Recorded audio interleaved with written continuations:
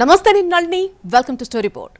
బీహార్లో తొలిదశ పోలింగ్కు నామినేషన్ల గడువు కొన్ని గంటలు ముగుస్తోంది. అయినా సరే కూటముల సీట్ల లెక్కలు ఓ కొలిక్కి రాలేదు. ఎన్డీఏలో సీట్ల సర్దుబాటు కుదిరినా స్నేహపూర్వక పోటీలు తప్పడం లేదు. ఇక ఇండియా కూటమిలో అయితే ఇంతవరకు సయోధ్య కుదరలేదు. దీంతో ఎవరికి వారే యమునా తీరే అనే పరిస్థితి కనిపిస్తోంది. రెండు కూటములు ప్రత్యర్థులపై పోరాటం మానేసి స్నేహితులతోనే సిగపట్లు పట్టడం ఎన్నికల ముందు వైచిత్రి. సొంత కుంపటిని త్వరగా చల్లార్చుకోవడమే కూటముల తక్షణ కర్తవ్యం కనిపిస్తోంది. బీహార్లో 2 దశాబ్దాలుగా అధికారంలో ఉన్న నితీష్ కుమార్ ఎన్డీఏ కూటమి సీఎం అభ్యర్థిగా ఉన్నారు. ఎన్డీఏలో ఇప్పటికే సీట్ల సర్దుబాటు కూడా కుదిరిపోయింది.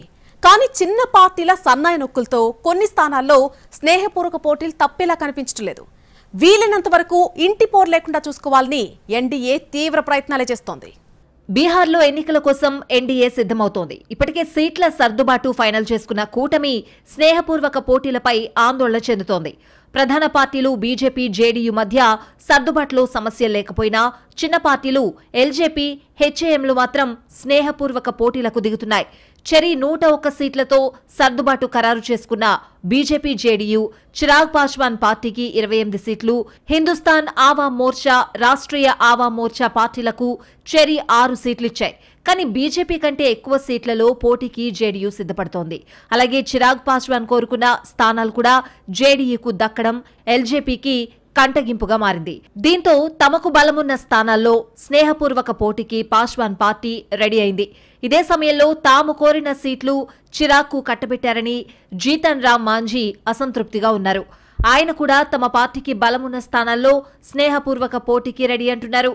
ఒకవైపు ప్రత్యర్థితో హోరాహోరీ సమరం చేయాల్సిన ఎన్డీఏ ఇలా సొంత కుంపట్లు రగలడంపై ఆందోళన చెందుతోంది.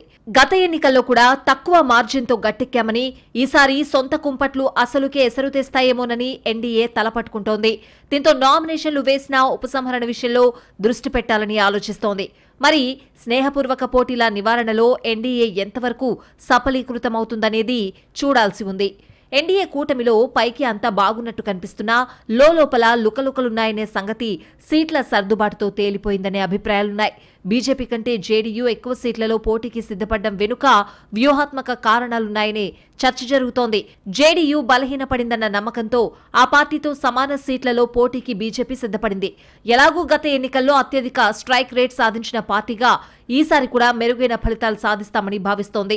తద్వారా జేడీయూ కంటే ఎక్కువ సీట్లు గెలిచి సీఎం సీట్ డిమాండ్ చేయొచ్చనే వ్యూహంతో ఉంది.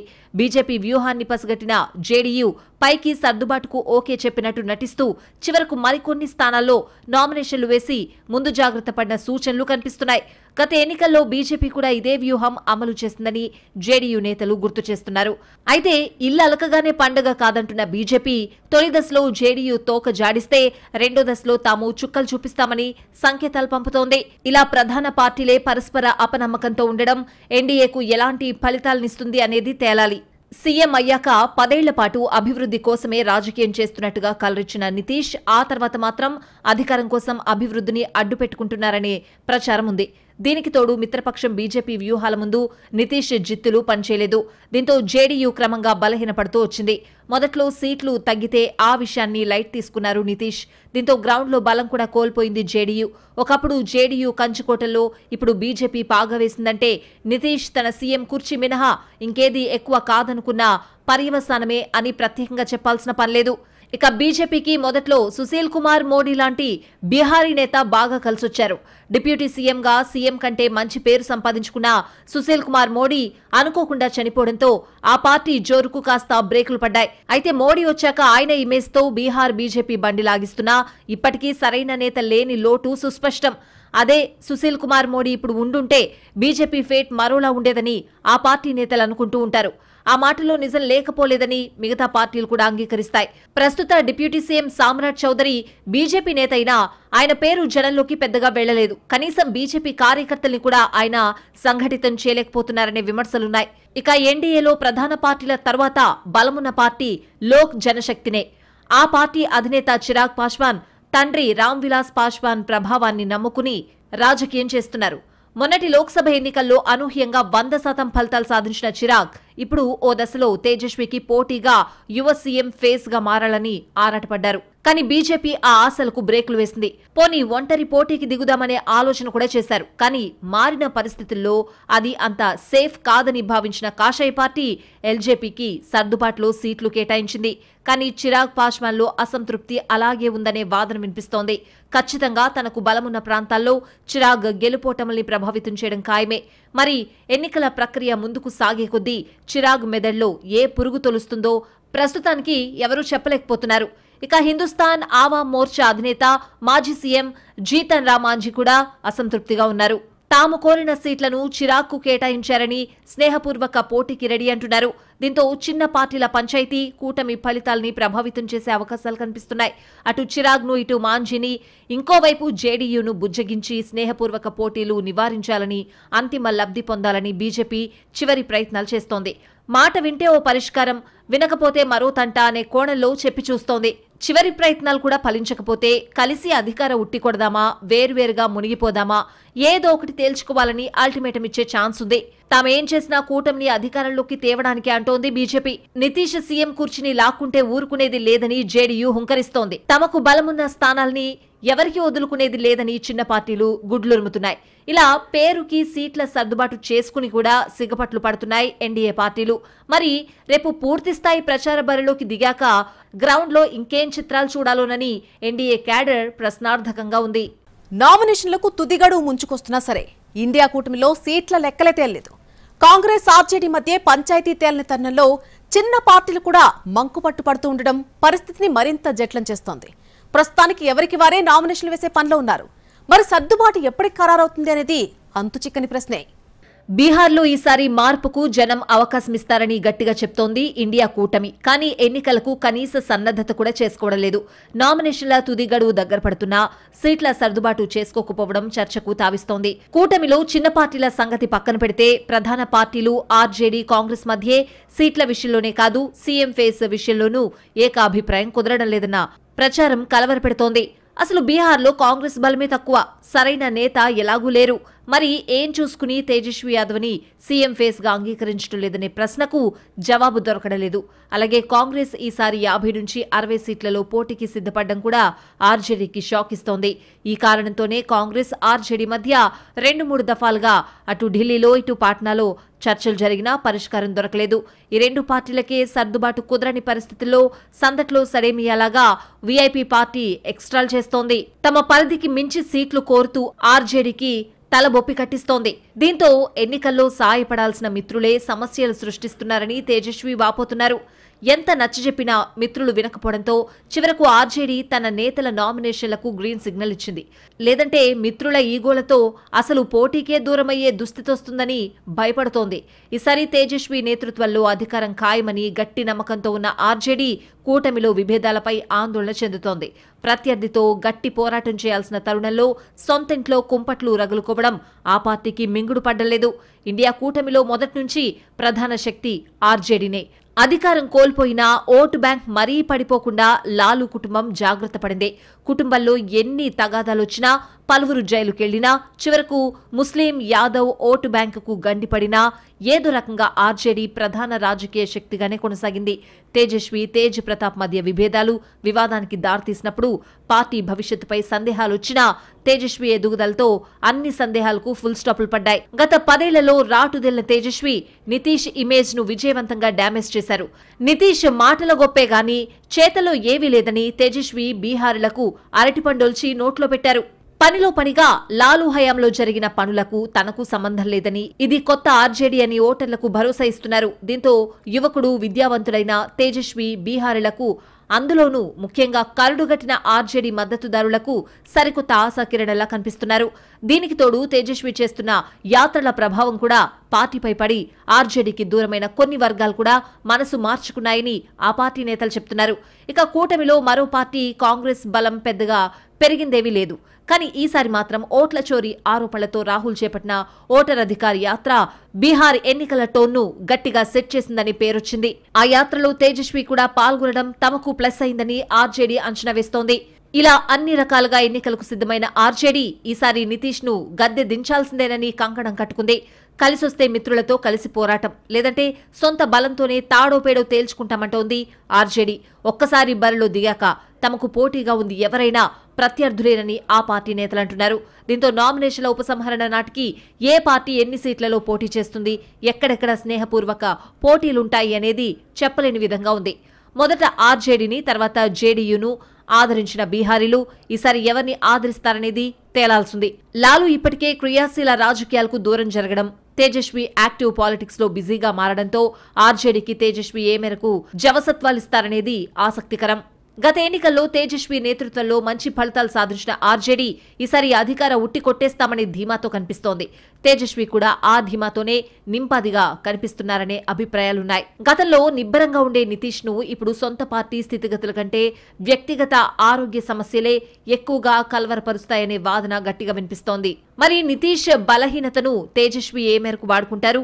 ఈ విషయంలో బీహారీలు ఆయనకు ఏ మేరకు మద్దతిస్తారు అనేది చూడాల్సిన విషయం. రాహుల్ బీహార్ ఎన్నికల ప్రచారంలో లీడ్ తీసుకుని తేజస్విని తన వెంట తిప్పుకోవడంలో సక్సెస్ అయ్యారు.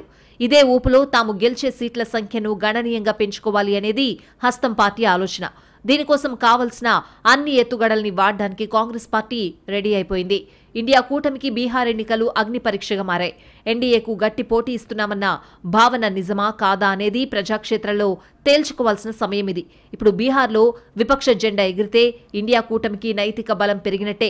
అలా కాకుండా ఎన్డీఏ గెలిస్తే మాత్రం ఇండియా కూటమి మరోసారి జావగారిపోవడమే కాదు, రాహుల్ మాటలకు విశ్వసనీయత లేదని బీజేపీ వెంటనే అందుకుంటుంది. ఆ ప్రమాదం రాకుండా ఉండాలంటే బీహార్లో ఇండియా కూటమి సత్తా చాటాల్సిందే. ఇక్కడ ఆర్జేడీ బలం పరంగా చూస్తే ఆ పార్టీకి ఎంతో కొంత అవకాశాలున్నాయి. కానీ ఆర్జేడీకి ధీటుగా ఇండియా కూటమి పక్షాలు ప్రదర్శన చేస్తేనే అనుకున్న ఫలితం వస్తుంది. అన్నిటికంటే ముందుగా కాంగ్రెస్ పార్టీ బలం పుంజుకోవాల్సిన అవసరం చాలా ఉంది. మరి రాహుల్ ప్రచారం ఆ పనికి ఉపయోగపడుతుందా లేదా అనేది మరో కీలకమైన ప్రశ్న. ప్రతిసారి రాష్ట్రాల ఎన్నికల్లోనూ బీజేపీ ప్రధాని మోడీ ప్రతిష్టను పణంగా పెడుతోందని కాంగ్రెస్ విమర్శిస్తూ ఉంటుంది. ఈసారి బీహార్లో రాహుల్ వ్యక్తిగత ప్రతిష్టను పణంగా పెట్టి మరీ కాంగ్రెస్ బరిలో దిగి తొడగొడుతోంది. అందుకే ఈ ఎన్నికల ఫలితం తమకు మరింత ప్రత్యేకమని కాంగ్రెస్ నేతలు అంగీకరిస్తున్నారు. మరి బీహారీలు ఏ కూటమిని కరుణిస్తారు అనేది ఉత్కంఠ రేపుతున్న అంశం. బీహార్లో అభివృద్ధి నినాదంతో ఎన్డీఏ బరిలోకి దిగుతోంది. మార్పు నినాదంతో ఇండియా కూటమి కాలు దిగుతోంది. మరొకవైపు జన్సురాజ్ పార్టీ కొత్తగా తన అదృష్టాన్ని పరీక్షించుకుంటోంది. మరొకవైపు ఎంఐఎం కూడా 100 స్థానాల్లో మేం పోటీకి సిద్ధం అని ప్రకటించింది. బీఎస్పీ కూడా రంగంలో ఉన్న తరుణంలో ఓట్ల శాతం ఎవరికి ఎంత వస్తుంది, ఎవరి పుట్టి మునుగుతుంది, ఎవరు లక్కీ విన్నర్ అవబోతున్నారు అనేది ఇప్పుడు ఆసక్తికరంగా మారింది. బీహార్లో బలమైన ప్రాంతీయ పార్టీలు, జాతీయ పార్టీలు, చిన్న పార్టీలు, కొత్త పార్టీలు ఇలా రకరకాల రాజకీయ శక్తులు మోహరించాయి. ఎన్నికల అజెండా ఎలా ఉన్నా ఎన్నికల్లో బలమైన పోటీ ఇవ్వాలంటే రాజకీయ బలం ఖచ్చితంగా అవసరం. పార్టీల వారీగా రాజకీయ స్థితిగతుల్ని గమనిస్తే మిగతా రాష్ట్రాలకు భిన్నంగా బీహార్లో ఓ జాతీయ పార్టీకి, ఓ బలమైన ప్రాంతీయ పార్టీకి మధ్య హోరాహోరీ పోరు జరుగుతోంది. 2 దశాబ్దాలకు పైగా అధికారంలో ఉన్న పార్టీ బలం క్రమంగా క్షీణిస్తున్న వింత కూడా బీహార్లోనే కనిపిస్తోంది. ఇక కొత్తగా బరిలోకి దిగుతున్న పార్టీ బలాన్ని ఎవరూ సరిగ్గా అంచనా వేయలేకపోతున్నారు. వివిధ రకాల అంచనాల మధ్య ఏకంగా 10% అంతరం ఉండడం ప్రధాన పార్టీలకు గుబులు పుట్టిస్తోంది. ఇక ఇండిపెండెంట్లు, చిన్న పార్టీలు ఎవరి పుట్టి ముంచుతారనేది తేలాల్సి ఉంది. బీహార్ సమస్యల విషయానికొస్తే గతంలో లాంతర్ పాలనతో పోలిస్తే నితీష్ పాలన మెరుగే అనే విషయంలో అందరికీ ఏకాభిప్రాయం ఉంది. కానీ నితీష్ కూడా అనుకున్నంత మార్పు తీసుకురాలేదనే అసంతృప్తి కూడా లేకపోలేదు. అందుకే కొంతకాలంగా నితీష్ జేడీయూ పార్టీకి క్షేత్రస్థాయిలో బలం తగ్గుతున్న సూచనలు కనిపిస్తున్నాయి. ఉద్యోగాలు, వలసల విషయంలో ఎన్డీఏ కూడా చెప్పినట్టుగా చేయలేకపోయిందనే భావన బీహారీలో ఉందన్న వాదన వినిపిస్తోంది. ఇప్పటికీ వలసలు ఎక్కడా తగ్గలేదని, కొత్త ఉద్యోగాల ఊసు లేదని కొన్ని వర్గాల ఓటర్లు అభిప్రాయపడుతున్నారు. గతంలో బీమారు రాష్ట్రంగా ముద్రపడ్డ బీహార్ ఇప్పుడిప్పుడే ఆ ఛాయలు తొలగించుకుని అభివృద్ధి బాటలో నడుస్తోంది. గత 25 ఏళ్లుగా నితీష్ బీహార్ను ప్రశాంతంగా ఉంచి సుశాసన్ బాబుగా ముద్రపడ్డారని జేడీయూ గొప్పగా చెప్పుకుంటోంది. కానీ రాజకీయ జిమ్మిక్కులతో నితీష్ కుర్చీ పదిలంగా ఉంచుకుంటున్నారని, అసలైన ప్రజాభిమానం లాలూ కుటుంబం వెంటే ఉందనేది ఆర్జేడీ మాట. రాజకీయ విమర్శల సంగతి పక్కన పెడితే బీహార్ స్థితిగతుల్లో గతానికి ఇప్పటికీ మార్పు వచ్చిన మాట నిజం. అదే సమయంలో బీహారీల ఆకాంక్షలు కూడా పెరిగిన మాట వాస్తవం. ఇలాంటి తరుణంలో అనూహ్యంగా తెరపైకొచ్చిన ఓట్ల చోరీ ఆరోపణలు ఫలితాలపై ఎలాంటి ప్రభావం చూపుతాయి అనేది కూడా ఉత్కంఠ రేపుతున్న అంశం. ఈసారి అసెంబ్లీ ఎన్నికల్లో ఓట్ల చోరీనే ప్రధాన అంశం చేయాలని ఫిక్స్ అయింది ఇండియా కూటమి. ఇప్పటికే రాహుల్ గాంధీ సస్రాం నుంచి మొదలుపెట్టిన ఓటర్ అధికార యాత్ర బీహార్లో 23 జిల్లాల మీదుగా సాగింది. ఈ యాత్రలో రాహుల్ కు తేజస్వి కూడా జత కలిశారు. ఓట్ల చోరీ విషయంలో బీజేపీ దొంగాట ప్రజలకు తెలిసిపోయిందని, ఆ ప్రభావం ఫలితాలపై ఖచ్చితంగా ఉంటుందని ఇండియా కూటమి ధీమాగా ఉంది. అదే సమయంలో ఈసీ ఇచ్చిన కౌంటర్లు వాస్తవాల్ని కళ్లకు కట్టాయని బీజేపీ ఆరోపిస్తోంది. బీహారీలకు మోడీపై నమ్మకముందని ఆ పార్టీ వాదిస్తోంది. ఓట్ల చోరీ విషయాన్ని బీహారీలు ఎంత సీరియస్ గా తీసుకుంటున్నారు అనేది అసలైన విషయం. ఈ ప్రాతిపదికనే ఓట్ల చోరీ ప్రచారం కొనసాగుతుందా, ఆగిపోతుందా అనేది తేలిపోతుంది. ఎందుకంటే ఓట్ల చోరీపై ప్రజాభిప్రాయం తెలుసుకోవడానికి బీహార్ ఎన్నికల్ని మించిన అవకాశం పార్టీలకు లేదు. అందుకే ఈ ఎన్నికల్లో తమకు అనుకూలంగా ఫలితాలు రావాలని ప్రతి పార్టీ కోరుకుంటున్నాయి. ఓట్ల చోరీపై భారీ ఆశలు పెట్టుకుని అసెంబ్లీ ఎన్నికల తరుణంలో బీహార్లో యాత్ర చేసిన రాహుల్ కు ఆశించిన ఫలితాలొస్తాయా లేదా అనేది కాంగ్రెస్ లో ఉత్కంఠ రేపుతున్న అంశం. రాహుల్ ఆరోపణల్నే నమ్ముకుని ఆయనతో భుజం కలిపి నడిచిన తేజస్వి కూడా ఈ ఎన్నికలు చావోరేవో అన్నట్లుగా పోరాడుతున్నారు. అయితే ఎన్డీఏ మాత్రం వ్యూహాత్మకంగా వ్యవహరిస్తోంది. రాహుల్ ఓట్ల చోరీ ప్రచారానికి యాత్ర చేసినా అట్నుంచి విమర్శలు, కౌంటర్లే తప్ప ఈ అంశానికి మరీ ఎక్కువ ప్రాధాన్యత ఇవ్వకూడదనే ఉద్దేశం కనిపిస్తోంది. అసెంబ్లీ ఎన్నికలకు ఓట్ల చోరీ ప్రధాన అంశం కాకూడదనే లక్ష్యంతో ఎన్డీఏ ఉన్నట్లుగా కనిపిస్తోంది. అందుకే మోడీ కూడా సభల్లో బీహార్ అభివృద్ధి గురించి పదే పదే మాట్లాడుతున్నారు. మెరుగైన బీహార్ కోసం ఎన్డీఏకే ఓటేయాలని అభ్యర్థిస్తున్నారు. దేశంలో ఎంపీ సీట్ల పరంగా యూపీ తర్వాత బీహార్ కీలక రాష్ట్రంగా మారిపోయింది. అందుకు తగ్గట్టుగానే అగ్రనేతలు రంగంలోకి దిగి వ్యూహరచన చేస్తున్నారు. ఇక్కడ తెరపైన కనిపించే ప్రచార హడావిడి కంటే చాప కింద నీరులా పనిచేసే తెర వెనుక వ్యూహాలే కీలకము అనడంలో సందేహమే లేదు. ఇప్పుడు బీహార్లో ఎవరు కింగ్ అయితే జాతీయ రాజకీయాల్లోనూ వారి హవానే నడుస్తుందనే విశ్లేషణలు ఉన్నాయి. ఓట్ల చోరీ ఆరోపణలతో ఇండియా కూటమి నిజంగా ఎన్డీఏని గట్టిగా ప్రతిఘటించిందా లేదా అనేది ఇప్పుడు తేలిపోనుంది.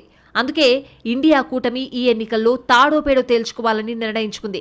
గతానికి భిన్నంగా కాంగ్రెస్ చాలా ముందుగా ఎన్నికల ప్రచారం మొదలుపెట్టడం బీహార్పై ఆ పార్టీ పెట్టుకున్న ఆశలకు అద్దం పడుతోంది. మరి బీహారీలు ఓట్ల చోరీ ఆరోపణల విషయంలో రాహుల్తో కనెక్ట్ అవుతారా? ఆయన ఆరోపణల్ని రిసీవ్ చేసుకుంటారా లేదా? ఈ ప్రశ్నలే ఇప్పుడు బీహార్ ఎన్నికల ఫలితాల్ని తేల్చుతాయని భావిస్తున్నారు. ఓట్ల చోరీ అసెంబ్లీ ఎన్నికల్లో గేమ్ చేంజర్ అవుతుందా లేదా అనేది త్వరలోనే తేలిపోనుంది. బీహార్ ఎన్నికలు ఎంత జాతీయ రాజకీయాల్ని ప్రభావితం చేసినా బీహారీలు లోకల్ లీడర్లను కూడా పట్టించుకుంటారు. జాతీయ పార్టీలను ఎంత ఆదరించినా స్థానిక నేతలకే పాలన పగ్గాలప్పజెప్పే ఆనవాయితీ ఉండనే ఉంది. గతంలో లాలూ, ఇప్పుడు నితీష్ బీహార్లో చక్రం తిప్పుతున్నారు. జాతీయ పార్టీలేవైనా వారిలో ఎవరో ఒకరి పక్షం వహించాల్సిందే. అలాంటిది ఇప్పుడు లాలూ గైర్హాజరులో ఆయన తనయుడు తేజస్వి నితీష్ ను సవాల్ చేస్తున్నారు.